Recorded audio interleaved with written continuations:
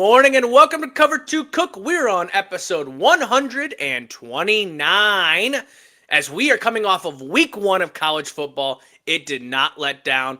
Great weekend of college football. And guess what, people? We're a couple of days away from week 1 of NFL. So we got to talk about some of the news that are happening in college football. We got to talk about news in the NFL. We got to talk about who's our Super Bowl champion, who's our MVP. Lisa's going to be leading this whole ship. So let's get it started.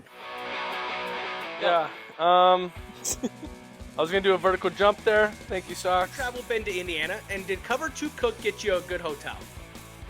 Indiana? No, I'm in Louisiana. I'm here to Mardi Gras. And I know that this might be hard, but I don't know how much you remember Friday night since we left you damn near when you fell asleep. I got my belly full, man. I was like, I warm covers and warm. I was like, I could go to sleep right now. Yeah, I'm going to go with Jack Dorsey. Final answer? Yes. All right. This is going to be a long fucking day. Welcome back to Cover 2 Cook. This is episode 129, and I just wanted to start off by saying happy birthday to Tim. Thank If you. you're watching this tomorrow, that means his birthday is actually belated to you, but happy birthday, Tim. Thank you. Thank you. It was good to see you this weekend. Oh, yes. It was. What an eventful weekend it was. We had college football starting off, and we had a busy Labor Day as it was, but we had a lot of games to watch this weekend too. Yep. Let me run through some of the scores, and then afterwards I want to get some of your takeaways. So first up, we had Florida State versus Alabama. Florida State took this one 31-17. Next up, we had Texas versus Ohio State. Ohio State won this one 14-7. Then we had LSU versus Clemson. LSU came out and won this one 17-10. And lastly, from our big takeaways, we had Notre Dame versus Miami, and Miami beat Notre Dame 27-24. Tim, give me your big 3 takeaways from week 1. I think the first one is last night's game with UNC and Bill Belichick. Oh, boy. Maybe I don't know. The 70 transfers that everybody's blaming that. Well, you know what? Deion Sanders had 86 transfers 2 years ago and beat a TCU team at home. So I don't want to hear about the 70 transfers because his team did not look like he was ready, prepared for this game. It was horrendous. Yeah, they got out to a 7-0 lead, but then they almost didn't score. I read a stat today that from 8 o'clock for 2 hours, a little over 2 hours, they didn't complete one pass, North Carolina. Yikes. They couldn't even throw a screen pass to complete it. Ouch. That is not good. That is not good at all. I did see that score later in the night, and yeah, that was not pretty. No, and I'll kind of echo off that. That is one of my 3 takeaways as well. I think when you talk about it, the difference between Bill Belichick and Coach Sanders is well, he brought his boy and Travis Hunter, the number 1 pick. Yeah. The UNC just doesn't have NFL talent on the field at all. I mean, I think they talked before the game. There's a corner, and there might be an offensive lineman or defensive lineman that's possible NFL talent. Otherwise, that wasn't it. Bill Belichick, it's not going to be the Patriots, man. Only thing that I will say about it is you better win, because if not, it's a stain on your legacy of NFL and stuff like that. Everyone still remembers that Nick Saban couldn't cut it out in the NFL. Even though how great he was at college football, in the NFL he couldn't do it. So I just think Bill Belichick, you better get it going, because if not, it's going to be the last year of the Patriots and your college that people are going to remember. Also, too, Anthony, they brought in Gio Lopez from South Alabama, and they're paying him $4 million to play quarterback. They might want to ask for their money back on this kid, because he is not a D1 talent. But didn't he get hurt last night? Or didn't he get hurt? Yeah. And they ended up bringing the other kid in. Johnson. I think his last name was Johnson. Yeah. That broke his leg last year. And he didn't look bad, but it's just, not good down in Chapel Hill. Especially when you got Michael Jordan and Lawrence Taylor down there watching. Yeah, definitely. A lot of eyes, for sure. Did you have any takeaways, Tim? Second one, Nico Amaevala, the UCLA quarterback. They brought in he got a lot of money to go play for UCLA. Utah ran all over UCLA. Ran all over them. And it's not quite as easy as they all thought when he transferred from Tennessee and he goes to UCLA, and he didn't look. So maybe that was the system at Tennessee. That's not good. And I Anthony, think do you have any thoughts on that game? Yeah, I mean, Nico went to the West Coast so that everyone would be asleep when he's throwing his incompletions. The whole year that was the offseason was talking about this drama and stuff, and you're like, all right. I even saw Sportsnet or ESPN put a post out there being like, this whole transfer portal is ending. Here is his time to shine, and he didn't. He didn't. He threw the ball on the ground half the time. It was. Right. I honestly, to go out to the West Coast so that nobody remembers who you are. That's what just happened to him. Wow. That's shocking. That's unfortunate to hear for sure. Well, I got a couple. You got another one, Tim? I got one more. One more. We've seen the coaches poll come out today, the AP poll. 3 teams from Florida are in the top 15. Yeah. Is Florida, the state of Florida, back? Is a very good question. Miami moved up after they beat Notre Dame. Florida State made a big jump after beating Squash in Alabama. And University of Florida is in, I think, 11 or 12. Yeah. So 3 of the schools are in the top 15 for Florida. Could they be back? That is a good stat and a good question. We'll have to see how the future weeks hold to that. Anthony, what were some of your takeaways from week 1? Yeah, and I want to also say, too, watch out for UCF as well, too. They kind of put on a spigot, too. They might be back to it.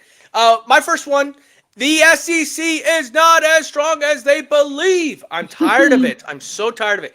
Honestly, LSU saved their ass this weekend because if not, Alabama loses, Texas loses, and then if LSU would have lost, I would have been like, what a joke for a Saturday. I do think they're a good conference, but we are granted 5 and we deserve this. You don't deserve shit. Win a national championship, look better than a week 1 disappointment.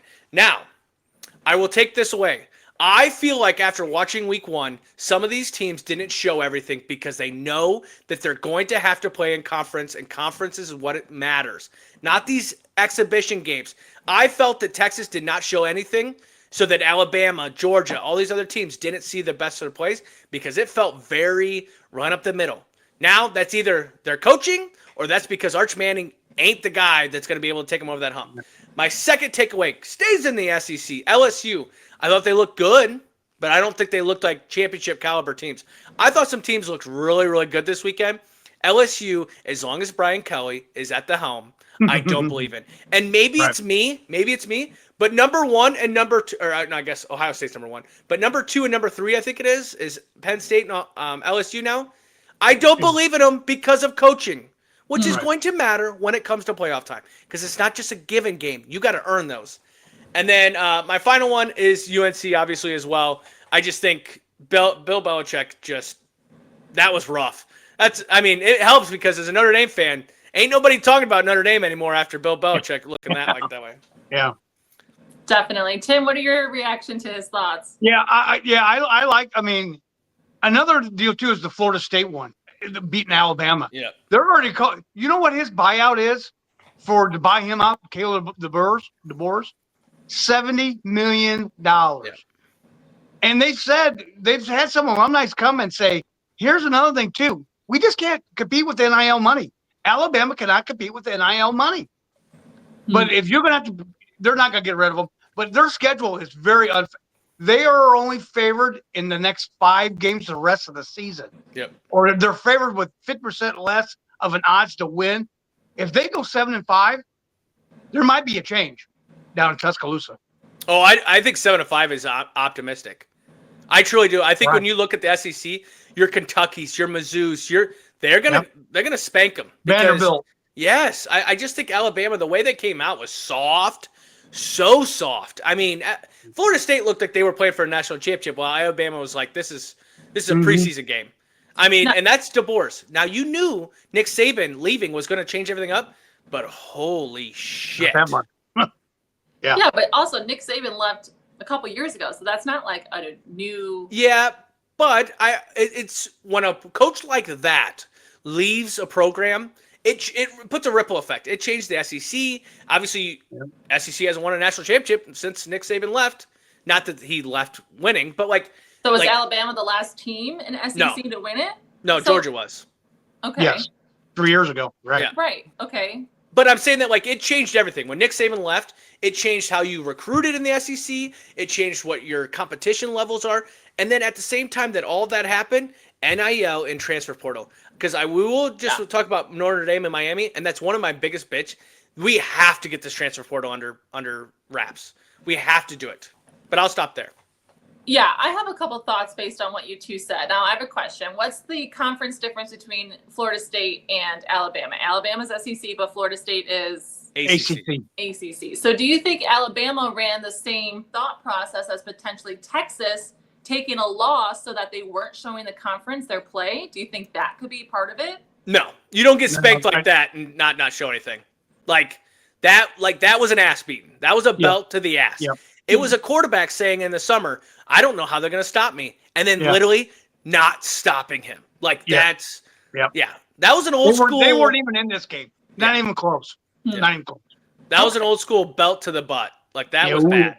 Oh, yeah. No, I just feel like as a competitor, like when you were talking about Arch Manning not playing up to Arch Manning potential, just kind of like as a competitor, that makes me feel like why you playing? Like, why wouldn't you want to put 100% into the game if you're okay with not, the result? I would say this, money. Because guess what? When you win a national championship, you make a lot of damn money because every game you win in the playoffs makes more money. If you win the SEC championship, you make more money. This game, Ohio State versus Texas, means nothing. So I could just saw them saying, hey, who cares if we go down to 9th in the AP? We win the SEC, we're in. So Yeah, but I feel like it fuels Ohio State's fire of being like, we beat Texas, the supposedly great team, and da-da-da-da-da. Like, doesn't that help their rankings later on if Texas does turn it on? Yeah. I mean, who's seeding? Who's gonna beat Ohio State in the Big Ten this year? Penn State? Nah, bullshit. You're 0 for 1 right now on one of your teams, and you were damn near close to being 0-2 if LSU would have lost. Yeah. So, let's move on to Notre Dame. Well, good conversation here. Let me move on let's focus in on this Notre Dame-Miami game, and I'll kick it over to our Notre Dame expert, Anthony. Talk to me through this game. What the heck? Watched every play. I will say this. If you are gargling Miami's nuts this morning, then you are an idiot. Miami did not play that good, okay?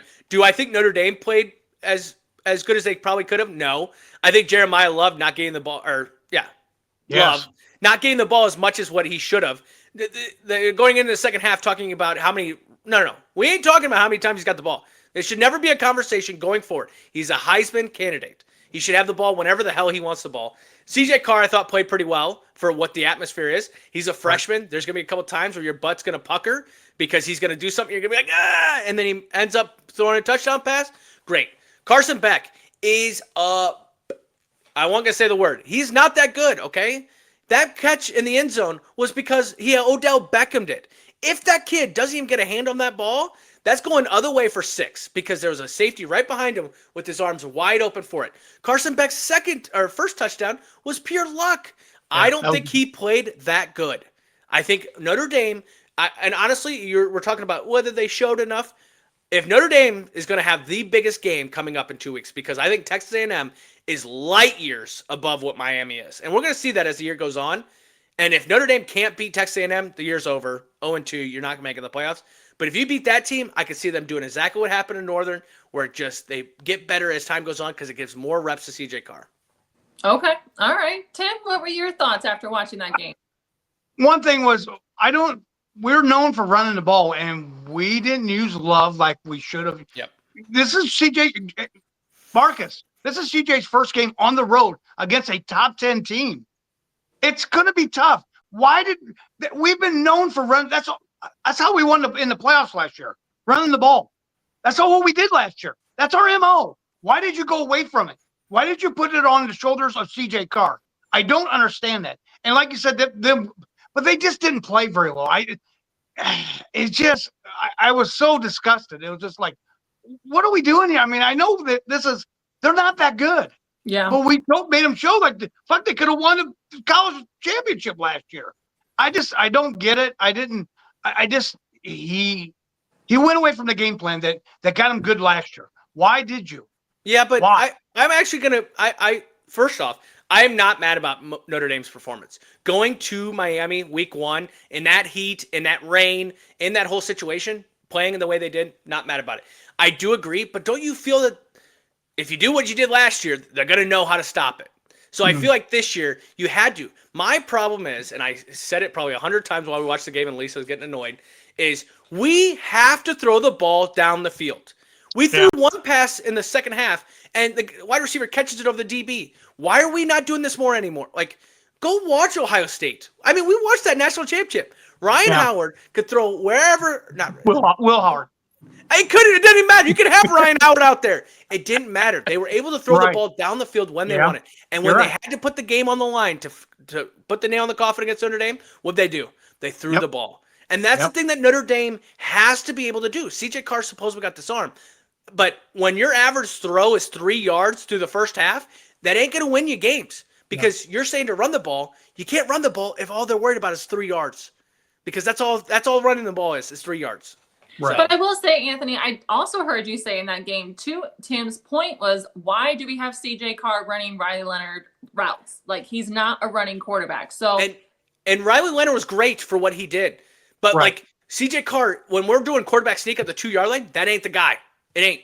Get it to Jeremiah Love. He will jump over the whole line of scrimmage. Yeah. Just give it off. I will say I am a tad bit disappointed that they lost, but to say their level of how they played, you play that game 10 times, I think they win 9. They just lost that night. I think they're better talent-wise. I think everything. I mean, think about that catch in the end zone. Gee, man, criminy. Yeah. No, I will say CJ Carr makes me nervous because I see him run back 15 yards, avoiding D lineman, and then he just chucks one down, and I'm like, God. It was a hell of a play, though. I mean, he's gonna make me nervous. I can tell you that. Well, and another thing too, Anthony, when you got down 21-7, that's hard to come back. I don't care who you're playing. I mean, they made a valiant effort and got beat on a not really a last second field goal, but within a minute to go in the game. I mean, they fought hard to get back into it. But when you're down by 2 touchdowns, that is so hard to. Yeah, but that's for a quarterback that's not. This is really his first game. Yeah, but and you want to talk about Notre Dame's MO. That's what Notre Dame's under Freeman is, that the game ain't going to end until they say it's over. Yeah. And that is the thing. And guess what? It's karma. The last time that Notre Dame played in that stadium, they kicked a game-winning field goal against Penn State. They come back to play against Miami. They lose on which the coach, the thing that real quick, we got to move on. But the one thing, too, is that coach didn't realize that Notre Dame had a timeout. On third down, he runs the ball. Notre Dame calls a timeout, and he runs out there and says, whoa, why are they stopping the clock? He didn't realize it, and that could have been a huge – because that was a whole minute that Notre Dame got the ball back at, and all they needed was a field goal. But that could have been something we talked about if Notre Dame would have found a way to win that game. Right. So. All right. Well, a lot of good points here. Let me move on to this. I saw one side of it on the TV, and then I saw the other side through social media. So let me get both of your thoughts. How was the Lee Corso leaving while Dave was joining Fox? Did you guys feel like there was a pull towards one? Did you favor one towards the other? Anthony, what do you think? I watched the Lee Corso. I was at home, so I guess people in Toluca on Sling don't get local channels. That was crazy to find out. But I watched the Lee Corso thing, shed a tear. I did because the guy's a legend. It was obvious. This one. This episode was like, oh my gosh. Like, I think seeing Pat and Kirk probably gave me the biggest emotion because he lost a best friend. On the other side, Dave coming in, he did kind of give some good little clips out there. I mean, he needs new toilet paper when they gave him Ohio State jersey to him coming out doing the Michigan thing. But how long is that going to last? Yeah. Right?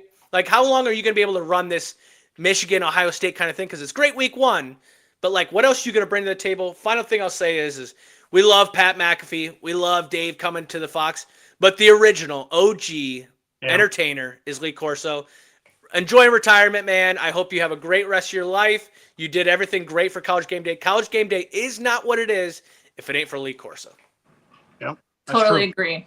Tim, what was your reaction? What were your thoughts? I really enjoyed it. It was kind of nostalgia. Bringing up, I mean, showing him what he's come, how he, when he started, who he started with. He kind of took Herb Street under his wing, and they just made that. if it wasn't kind of for him, I don't think College Game Day is what it is today. Oh yeah. Because I mean, him doing the headgear stuff and all that stuff, and the antics and the entertaining, I thought that was good. I think you could start to see that. Yeah, it was time for him. And that's sad as they're getting older. It was time, but he's entertaining. He's entertainment. The point one, I didn't really watch a whole lot of it, so I can't really. I think he's going to be good for Fox, but like you said, against Ohio State? That's the only time he's going to be good because he's from Michigan. I mean, it's not. He's kind of one-sided with all this stuff, so he's got to. Hopefully, next week when they go somewhere else, he can kind of be like the Pat McAfee and get them riled up. But if they don't, I don't see this being because that's what he came in for, is to be the next Pat McAfee. Is what he did. Yeah. And I just don't know if he can do it. I don't know. Yeah. One last thing I wanted to bring up too is, did you see we were talking about North Carolina? Did you see Kirk Herbstreit with the dog? Yeah. Yeah. And then having to apologize about it today and stuff. You know what? If you cared and you were watching that game and because a dog came on there, you know what? Go suck a nut. Because that is crazy. But. Yeah. No, but my comments I wanted to put on the Lee Corso thing was, it definitely was. I'm more of a recent College Game Day watcher, and that's probably because of the Pat McAfee wave, to be completely honest. But I will say, when I was watching back on these clips of the Lee Corso in his earlier years, he was a Pat. He was bringing in that spice and flavor and just that wild energy. And that's where I definitely think Fox is trying to get that type of energy. But I only feel like Dave is going to be, and this is my opinion, that he's going to be Dave/Ohio State against the world. Like, whoever they're playing, he's going to give them chirpy, clips to put out there on social media. He's just going to try to bring the fire no matter what week it is. Well, and you've become a College Game Day fan because that's the only thing on TV on a Saturday morning. Don't act like you were like, hey, let's turn it on.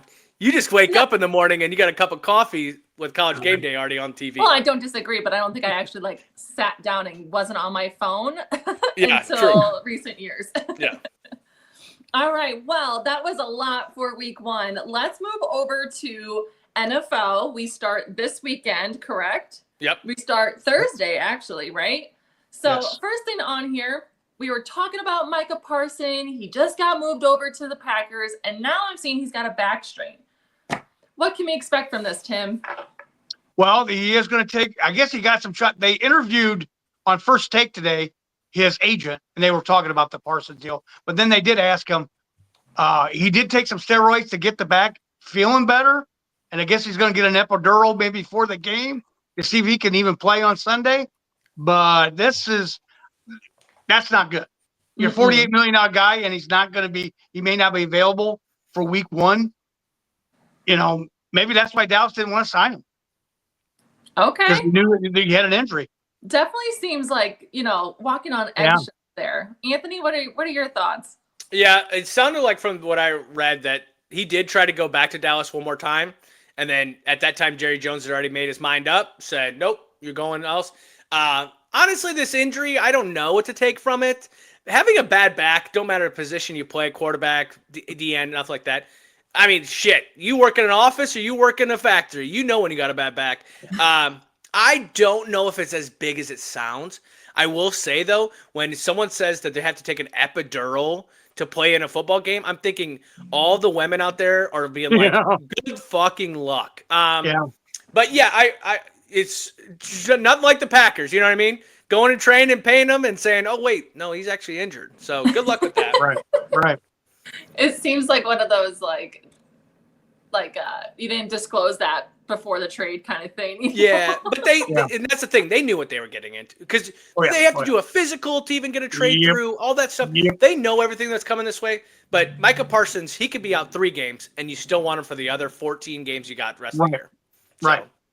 Okay. All right. Well, good to know. Well, as I said, NFL starts Thursday, and we will actually not be able to talk about it beforehand because the Dallas and Eagles play Thursday night, and we record again Thursday for Friday. Sorry about that. So just to let you all know, we will talk about the Dallas Eagles game afterwards.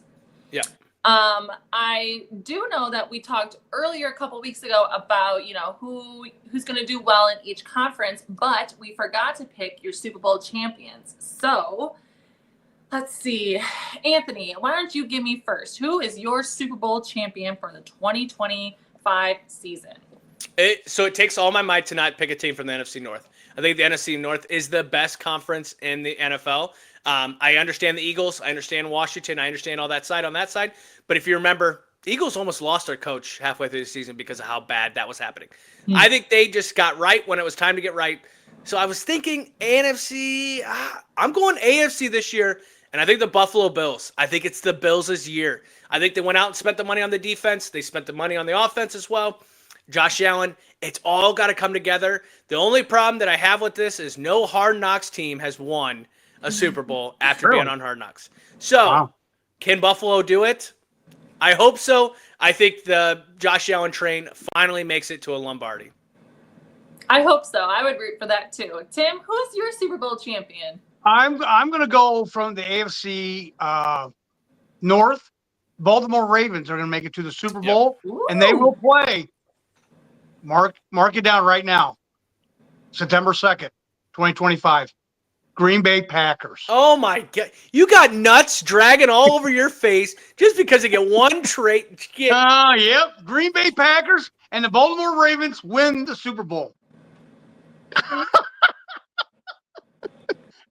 I had to mute myself because I wasn't going to do this. That is crazy. No. Yep. You're here to hear first. You know what? I'll make you a bet. I'll bet you 30 Sodies, if you know what I mean. I bet you 30 Sodies the Packers don't even make it to the NFC Championship. They don't even So you got everybody all right. Okay. NFC Championship, not the Super Bowl. They just don't even make it that far. Yep. I'll take that one. Okay. All right. Well, I love the competitive spirit. But let's also talk about our MVP. Tim, who is your MVP this year? I think we have back-to-back MVPs. I think it's Josh Allen. Ooh. I think he wins it again this year. He's got too much talent. I think he's now figured out the NFL a little bit more, and I think he makes it back-to-back. All right. I like to hear it. Anthony, who's your MVP? You know, Lisa, this one's for you. And I do believe that this guy is going to be the MVP. They went out and got him they kept his wide receivers, and I think it's Joey Burrow. I think Joe Burrow this year is going to have a monster year. When you have Jamar Chase, you have the T. Higgins, you got this situation going on. Who cares if you got to score 97 points to win a game? Joe Burrow's going to have 7, 8, 9 touchdowns a game. I think it's Joe Burrow this year. They're going to have to score a lot of points because the defense ain't going to hold anyone to shit. Yeah. Love to hear it. Love to hear it. Well, that was a very eventful podcast. Anthony, do you mind closing us out? Yep. Before we close out, remember, NFL plays Thursday night. Dallas plays the Eagles. And then Friday night is played. I don't know who plays, but they play in different. Kansas City and LA Chargers. Okay. There it is right there. So going into this, we will be recording on Thursday night. Okay. So we'll talk about the upcoming games. We will have episodes on Sundays. Releasing on Mondays as well. So we will talk Sunday football, but Monday night games won't be brought until Wednesday when we come out. So just remember that as we're recording a day before, so can't get all of it in there. We're not going to be like the PMT and Pardon My Take and all them where they stay up till 1 o'clock in the morning. We got real jobs, everyone. So if you like what Cover 2 Cook does, tune into Facebook, Instagram, YouTube as well, as we got clips going around there. Either me making fun of Lisa, Dad making fun of me, something like that. We're always giving each other shit. But we will be back on Friday where we're talking about week 2 of college football. We're talking week 1 NFL. Might even be in there a little bit on what the hell do we do when we got a 2-day event and we got somebody that wants to get projects done. We'll talk about that on Friday. Have a great rest of your week. We'll see you on Friday.